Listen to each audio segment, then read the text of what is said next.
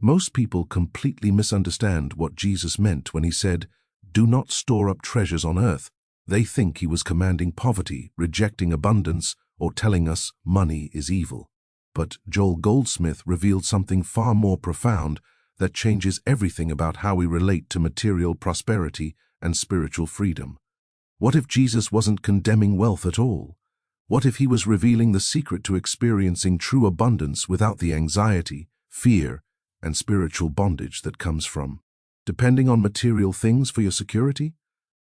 This teaching isn't about rejecting prosperity. It's about discovering where real treasure actually exists. The truth is revolutionary. Jesus was exposing the invisible prison that traps people who believe their safety, worth, and happiness depend on accumulating earthly things. He was pointing to a dimension of supply that never runs out, never disappoints, and never leaves you feeling empty, no matter how much you possess. Understanding this principle transforms not just your relationship with money and possessions, but your entire experience of security, peace, and freedom in this world. This is the secret that Joel Goldsmith spent decades teaching to students worldwide. Joel Goldsmith taught that this passage reveals the fundamental spiritual principle of source. Where you believe your good comes from determines whether you experience freedom or bondage. When you store up treasures on earth, you're not just accumulating things. You're declaring that earth is your source, that matter is your supply, that physical things hold your security. This creates an invisible anxiety that poisons everything you possess. You can have millions in the bank and still feel desperately insecure, because deep down, you know earthly treasures can be lost, stolen, destroyed, or simply fail to satisfy the deepest hunger of your soul. Your treasure becomes your master, and you become its anxious guardian, constantly worried about protecting what you have. But Jesus revealed that true treasure exists in a realm where moth and rust cannot corrupt, and thieves cannot break through and steal. He was pointing to consciousness itself, to the infinite invisible supply that flows from spiritual awareness, rather than material accumulation. This is where Joel's teaching becomes absolutely transformative for modern seekers. The shift from material source to spiritual source is the greatest liberation a human being can experience. It doesn't mean you lose earthly abundance, it means you finally enjoy it, without fear enslaving you to it. The secret isn't rejecting material abundance or living in poverty to prove your spirituality. The secret is understanding that material things are effects, not causes. They're the visible expression of an invisible consciousness of completeness. When you try to store security in the effect rather than resting in the cause, you create the very insecurity you're trying to avoid.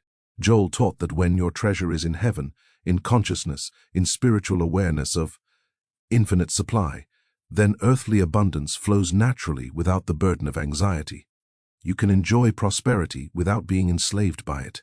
You can lose everything and know you've lost nothing because your source remains untouched. Your connection to infinite supply remains intact. This is the freedom Jesus was offering. Not poverty, but liberation from the tyranny of depending on things that can never truly satisfy or secure you. It's the difference between having things and things having you, between enjoying abundance and being consumed by the fear of losing it. This distinction changes everything. When you grasp this truth, you stop chasing security and bank accounts and start resting in the infinite substance of consciousness itself. That's when real abundance begins to manifest effortlessly. Here's what makes this teaching so radical. Jesus wasn't giving a rule about how much you can own. He was revealing a consciousness shift that frees you from spiritual slavery. The problem isn't having earthly treasures. The problem is storing your sense of security, identity, and worth in them, instead of in the imperishable treasure of spiritual consciousness. Joel explained it this way. When you know that your life, your supply, your good comes from the infinite invisible, then material things become simply the form that abundance takes today, not the source of that abundance. You hold them lightly, enjoy them freely, and release them easily because you know the source can never be diminished. This is why people who store treasures on earth are never satisfied. They accumulate more and more, yet the anxiety grows. They build bigger barns, larger portfolios, greater security systems, but the fear of loss intensifies. They're drinking salt water to quench their thirst, each sip creating greater desperation. But the person whose treasure is in heaven, in consciousness, experiences a peace that the world cannot give and cannot take away. Their security rests in something that moth, rust, thieves, economic crashes, and even death itself cannot touch or diminish. Let me share how this principle transformed Amanda's life. She was a successful attorney with everything the world calls treasure, a 7-figure income, a mansion, luxury cars, designer, everything. But she couldn't sleep at night. Every market fluctuation sent her into panic. Every expense felt like a threat. She was wealthy and miserable. Then she encountered Joel Goldsmith's teachings on this very principle. At first, she resisted. She thought it meant she had to give everything away, become poor, reject her success. But as she studied deeper, she realized Jesus and Joel were pointing to something entirely different, something that would free her without requiring her to lose anything. She began practicing the consciousness of heaven as her treasure. Each morning before checking her bank balance or stock portfolio, she spent 30 minutes in spiritual awareness, recognizing that her true supply was the infinite consciousness of God, not the digits in her accounts. This wasn't denial of the material, it was proper relationship with it. Over 6 months, something extraordinary happened. Her income actually increased, but her anxiety completely dissolved. She enjoyed her possessions without being possessed by them. She could give generously without fear.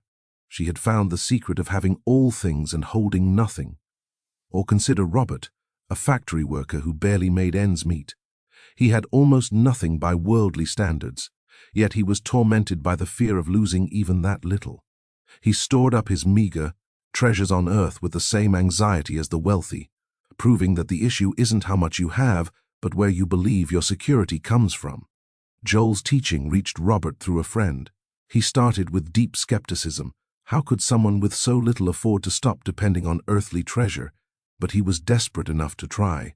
He began each day acknowledging that his life, his breath, his supply came from an infinite, invisible source, not from his paycheck or salve. Ing's account. The first shift was internal. The constant knot of anxiety in his stomach began to loosen. He started sleeping better.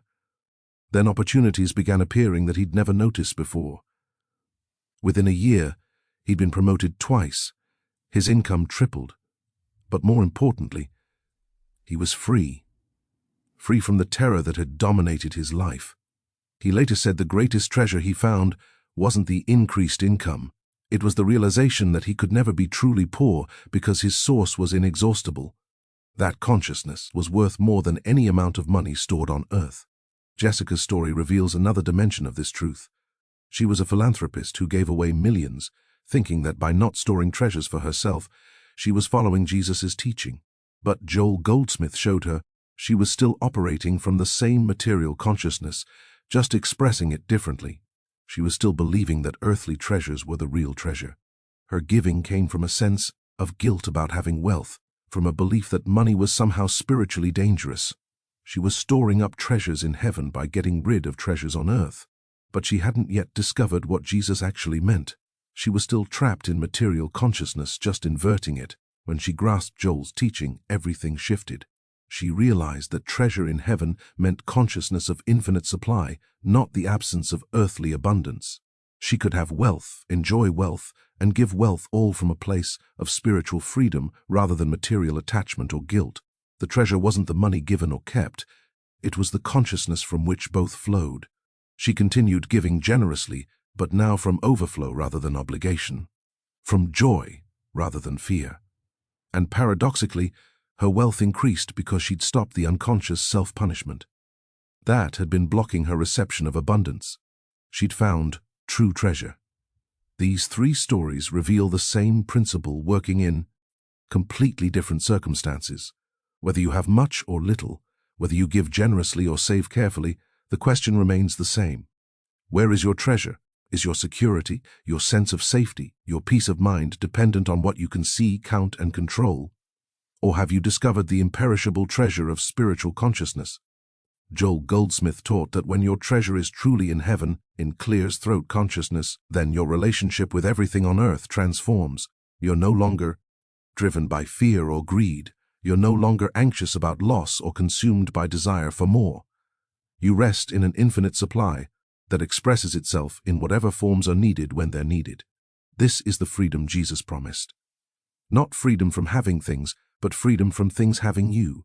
Not poverty, but the consciousness of abundance that can never be diminished. Not rejecting the world, but relating to it from the imperishable rather than the perishable. This is the treasure worth seeking above all else. If these transformation stories inspire you to discover where true treasure exists, like this video to help others find freedom from material bondage. Subscribe for more Joel Goldsmith wisdom that liberates, and comment which story resonated most deeply with your own journey towards spiritual freedom. Now, let's explore the practical technique Joel Goldsmith gave for shifting your treasure from earth to heaven. This isn't theoretical philosophy. It's a daily practice that rewires your consciousness from material dependency to spiritual freedom. The technique is simple but requires consistency over weeks and months to fully transform your awareness. Each morning before you check your bank balance, read the news, or engage with any material concern, spend at least 15 minutes in what Joel called the practice of recognizing your source. Sit quietly and consciously acknowledge that your life, breath, health, intelligence, and supply come from infinite invisible consciousness, not from any material condition. You're not denying that you have a job, a bank account, or possessions. You're establishing the proper relationship. These are effects of consciousness, not causes. They're the visible form of the invisible treasure, not the treasure itself. This practice gradually dissolves the unconscious belief that matter is your source and replaces it with conscious awareness of spiritual supply. At first, this may feel like pretending or denying reality, but Joel insisted that you're actually waking up to reality. The material is temporary. The spiritual is permanent. You've been depending on shadows and calling them substance. Now you're learning to rest in actual substance and watch the shadows take proper form. The second part of this practice involves what Joel called the moment of temptation. Throughout your day, whenever anxiety about money, possessions, or security arises, that's your signal. Instead of trying to solve the anxiety by manipulating material conditions, you pause and return to the recognition. My treasure is in heaven, in consciousness, in the infinite invisible that can never be diminished. This doesn't mean you don't take practical action. It means your action comes from peace rather than panic, from wisdom rather than fear. When your treasure is in heaven, you make better decisions about earthly things because you're not desperate. Desperation makes poor choices. Freedom makes wise ones. Brian practiced this technique for 3 months while facing potential bankruptcy. Every time terror gripped him about losing his business, he would stop, breath, and consciously recognize that his true treasure, his real supply, existed in a dimension untouchable by business failure. Then he would address the practical issues from that consciousness. What happened surprised him. Solutions appeared that he'd been too panicked to see before. Opportunities emerged from unexpected sources. His business didn't just survive, it transformed into something more aligned with his actual gifts. He later realized the bankruptcy threat was actually pushing him toward his true treasure. Joel also taught a third element, the practice of gratitude for the invisible. Most people only feel grateful for visible, tangible blessings. But when your treasure is in heaven, you become consciously grateful for the infinite, invisible supply itself, regardless of its current material form. This gratitude is magnetic, drawing more visible expression from the invisible treasure. Nicole was drowning in debt while practicing this principle. It felt absurd to be grateful when her material circumstances were dire, but she understood Joel's point. Her gratitude wasn't for the debt. It was for the infinite consciousness that was her true supply, the imperishable treasure that the debt couldn't touch or diminish. She spent 10 minutes each evening specifically thanking the invisible for being her source, for being infinite, for being present regardless of material appearance. Not thanking for what she hoped would manifest, but thanking for the treasure in heaven that already existed as her true security. This shifted something deep in her consciousness. Within 8 months, the debt was completely resolved through a series of opportunities and solutions she could never have orchestrated. But more valuable than the debt relief was the treasure she'd discovered, a consciousness of supply that no material circumstance could threaten. That treasure remained long after the debt was forgotten. The fourth practice Joel recommended is what he called living from the invisible to the visible rather than from the visible to the visible. This means you stop trying to get material results from material manipulation alone. Instead, you establish consciousness first, then let it express as material form. Most people try to rearrange earth to produce more earth. They work harder to make more money, to buy more security, to feel more safe. It's earth to earth, matter to matter, visible to visible, and it never produces lasting peace because you're building on perishable foundation. You're storing treasures where moth and rust corrupt. But when you live from invisible to visible, you first establish the consciousness of abundance, completeness, and infinite supply in your awareness. You dwell in that treasure in heaven until it becomes real to you. Then you watch it express as whatever material form is appropriate. You're building on imperishable foundation. Kevin applied this to his failing marriage. He'd been trying to fix the relationship by changing behaviors, words, and actions, all visible to visible. Nothing worked. Then he began establishing the consciousness of divine love as his treasure first, letting that invisible treasure transform him from within. The marriage healed naturally, as the invisible became visible. But let's be honest about the obstacles you'll face when practicing this principle. The biggest challenge is the mind's resistance to trusting what it cannot see, touch, or measure. Your entire life, you've been trained to trust only the visible, to believe only in what can be counted and controlled. Shifting to treasure in heaven feels like stepping off a cliff. Daniel struggled with this intensely. Every time he tried to rest in invisible supply, his mind would scream about bills due, obligations pending, security threatened. The old consciousness of earth as source would flood back with overwhelming force. He'd panic and abandon the practice, returning to frantic material manipulation that never brought peace. Joel addressed this exact challenge. He taught that the resistance is actually the old consciousness, fighting for survival. It knows that if you truly shift your treasure to heaven, its tyranny over you ends, so it will throw every fearful thought, every dire scenario, every logical argument at you to pull you back to material dependency. The solution isn't to fight these thoughts, but to gently, persistently return to the practice. When fear screams about material lack, you quietly acknowledge, my treasure is in heaven, in consciousness, and it can never be diminished. You don't argue with the fear. You simply rest in a higher truth. Over time, the fear loses its power.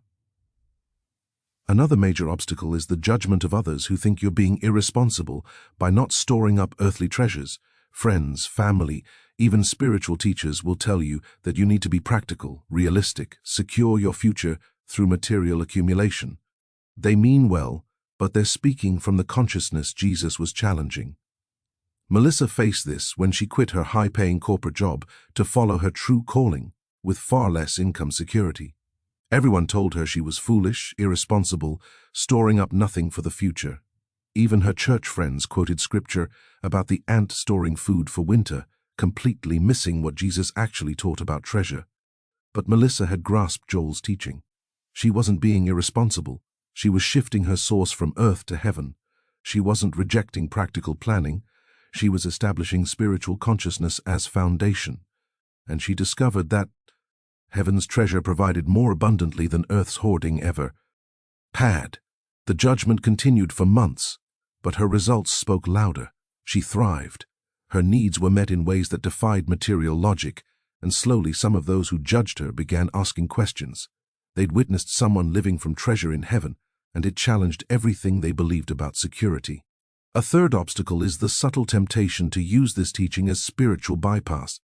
Some people hear treasure in heaven and think it means they can ignore bills, avoid work, reject financial responsibility, and just wait for consciousness to magically provide.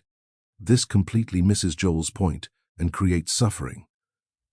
Treasure in heaven doesn't mean no earthly action. It means earthly action flows from spiritual consciousness rather than material desperation. You still work, plan, save, and act responsibly. But you do it all from the foundation of knowing your source is the infinite invisible, not the finite visible. The consciousness determines the quality and effectiveness of your action. Andrew fell into this trap. He quit his job, stopped paying bills, and declared he was living from treasure in heaven. Predictably, disaster followed. He'd confused spiritual awareness with material irresponsibility. Joel would have corrected him immediately. Recognizing heaven as your treasure empowers wise earthly action. It doesn't replace it. When Andrew finally understood, he returned to work, but with completely transformed consciousness. He worked from overflow rather than desperation, from creative expression rather than survival fear. His income increased, his stress decreased, and he finally understood what treasure in heaven actually meant. It was consciousness that transformed action, not consciousness that eliminated it. The fourth obstacle is the collapse that sometimes happens when old material structures dissolve before new ones appear. When you stop storing treasures on earth and start resting in heaven's treasure, there's often a transitional period where the old falls away, but the new hasn't yet manifested. This tests whether your treasure is truly in heaven. Catherine experienced this as she shifted to spiritual consciousness as her source. Her old income streams dried up. For 4 months, nothing visible supported her. Every survival instinct screamed to abandon the practice and return to material dependency. But she'd tasted the treasure in heaven and couldn't go back to earth as her source. Joel taught that this wilderness period is where most people fail the test. They panic when the visible disappears and rush back to storing earthly treasures. But if you can remain conscious that your treasure is in heaven during the collapse of earthly structures, the invisible will manifest in forms far greater than what dissolved. Catherine held steady. In the 5th month, opportunities appeared that were perfectly aligned with her gifts and values, providing more abundantly than the old structures ever had. But more importantly, she'd proven to herself that her treasure truly was in heaven, that consciousness became unshakable, worth more than any amount of material security. If these obstacle-breaking techniques resonate with your journey, like to support transformative content, subscribe for advanced Joel Goldsmith teachings on spiritual freedom, and comment, which obstacle are you ready to transform by shifting your treasure from earth to heaven? Now, let's explore advanced integration of this principle in daily life. Once you've established that your treasure is in heaven, how do you navigate the practical world of mortgages, investments, retirement planning, and financial responsibility without falling back into material consciousness? This is where Joel's teaching becomes incredibly nuanced and powerful. The key is understanding the treasure in heaven doesn't reject earthly planning, it redeems it. You can have investments, savings, insurance, and retirement accounts, but you hold them all from the consciousness that these are visible expressions of invisible supply, not your actual security. The bank account is the form. Consciousness is the substance. Never confuse the two. William is a financial advisor who helps others plan for material security. When he discovered Joel's teaching, he wondered if his entire career contradicted spiritual truth, but he came to see that helping people manage earthly resources responsibly is valuable service when done from the consciousness that heaven is the true treasure. Now, William helps clients create financial plans while also teaching them that the plans are tools, not sources. The portfolio is the form of abundance today, not the cause of abundance itself. This transforms his clients' relationship with their wealth from anxiety to peace, from grasping to stewardship. He's teaching treasure in heaven through the language of earth. Another advanced application involves giving and receiving. When your treasure is in heaven, giving becomes natural and joyful because you're not depleting your source by giving material things. You're simply allowing the infinite invisible to flow through you into visible form for others. The source remains infinite regardless of how much flows through. Stephanie discovered this when she began giving far beyond what seemed financially prudent.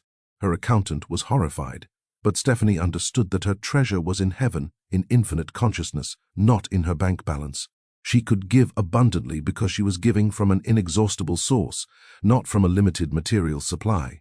What happened challenged all conventional financial wisdom.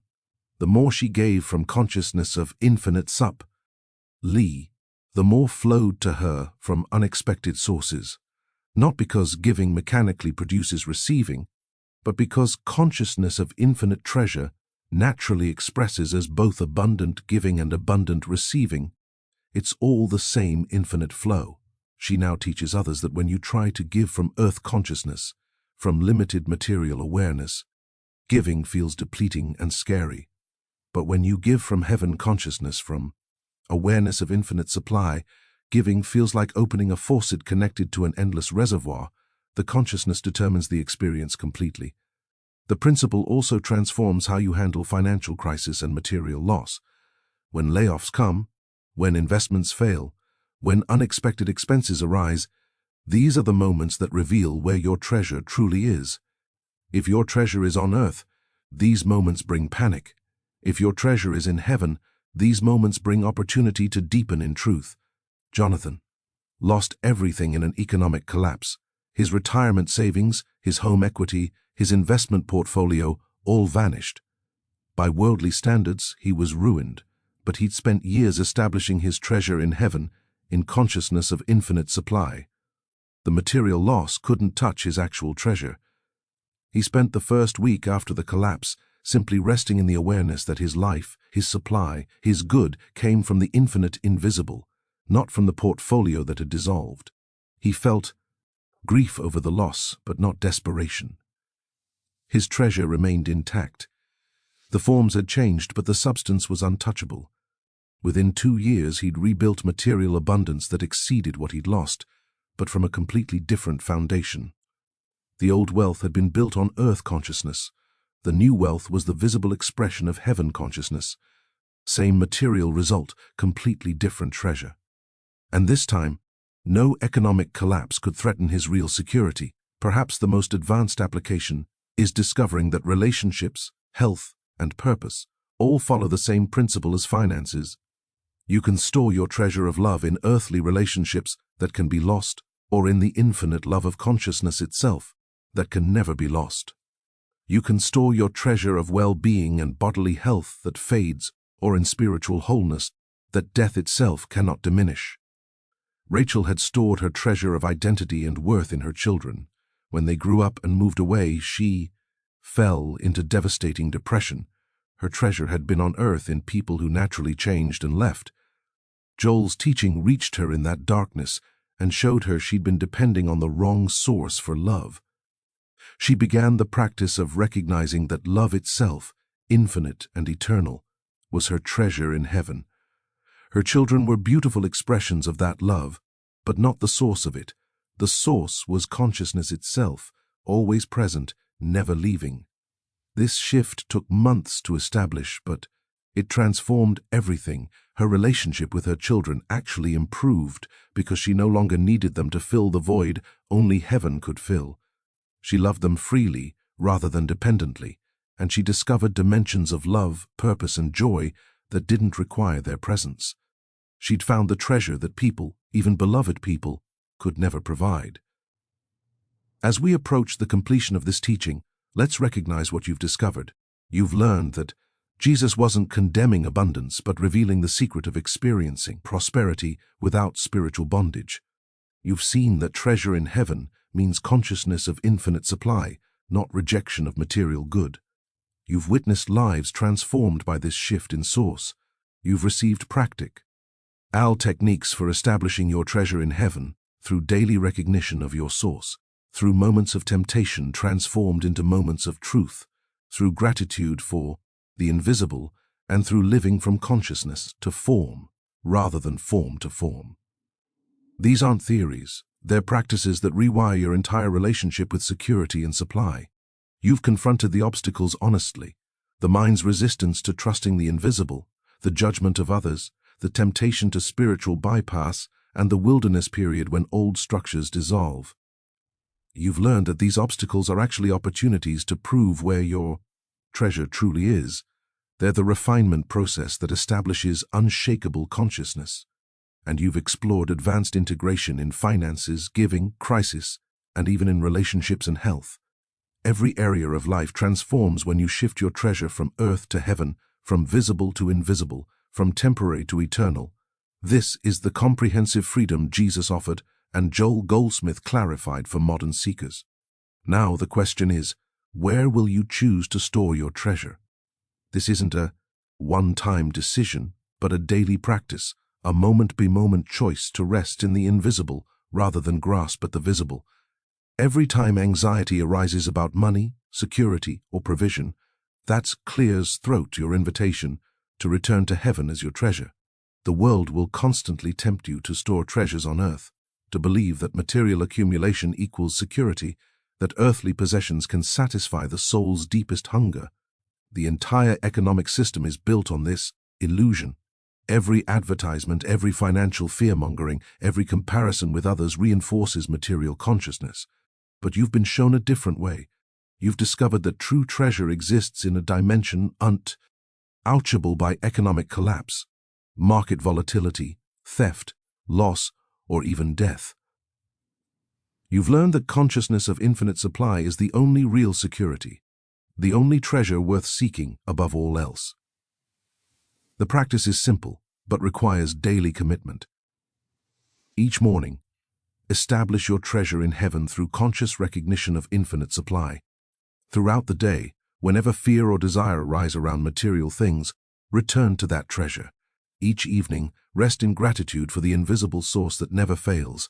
This practice gradually transforms your entire experience of life, from scarcity to abundance, from anxiety to peace. Joel Goldsmith spent his entire ministry teaching this one truth in countless forms. Your good comes from consciousness, from the infinite invisible, from what he called heaven or God or spirit. The material world is the effect, never the cause. When you store your treasure in the effect, you guarantee suffering. When you store your treasure in the cause, you guarantee freedom. This doesn't mean the material disappears or becomes irrelevant. It means the material takes its proper place as the servant rather than the master, as the form rather than the substance, as the expression rather than the source. You can enjoy earthly treasures without being enslaved by them. You can lose earthly treasures without losing your actual treasure.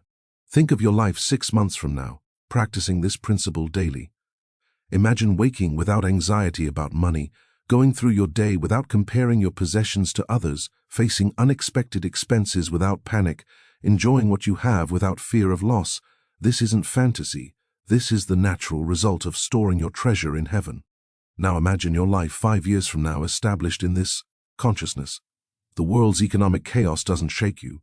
Material gain or loss doesn't define your worth or security. You give freely, receive gratefully, and rest constantly in the awareness of infinite supply. You found the treasure Jesus promised, the pearl of great price worth everything. So here is your invitation into transformation. Begin today, right now, with this simple practice. Place your hand on your heart and say internally, my treasure is in heaven, in consciousness, in the infinite, invisible, that can never be diminished. Feel the truth of that statement. Let it sink deeper than intellectual understanding into actual awareness. Tomorrow morning, before checking your phone or engaging the material world, spend 15 minutes consciously recognizing that your life, your breath, your supply comes from infinite consciousness, not from any earthly source. Don't try to feel anything special. Just establish the recognition. Let it become the foundation of your day. Throughout this week, whenever anxiety about money or security arises, pause and return to the awareness. My treasure is in heaven. Let that truth interrupt the pattern of material dependency. Watch how it shifts your decisions, your peace, your actual experience. This is how consciousness transforms into demonstration. You've received the teaching that Jesus gave and Joel Goldsmith clarified. The treasure exists. Heaven is real. Infinite supply is your birthright. Now comes your choice. Will you store your treasure on earth where it can be lost, or in heaven where it remains forever? Everything in your life flows from how you answer that question. Choose wisely, choose daily, and choose freedom. If your understanding of true treasure has been transformed through these Joel Goldsmith teachings, like this video to help others discover freedom from material bondage. Subscribe for more consciousness-expanding spiritual wisdom. and comment, "My treasure is in heaven," to confirm your shift from earthly anxiety to spiritual freedom.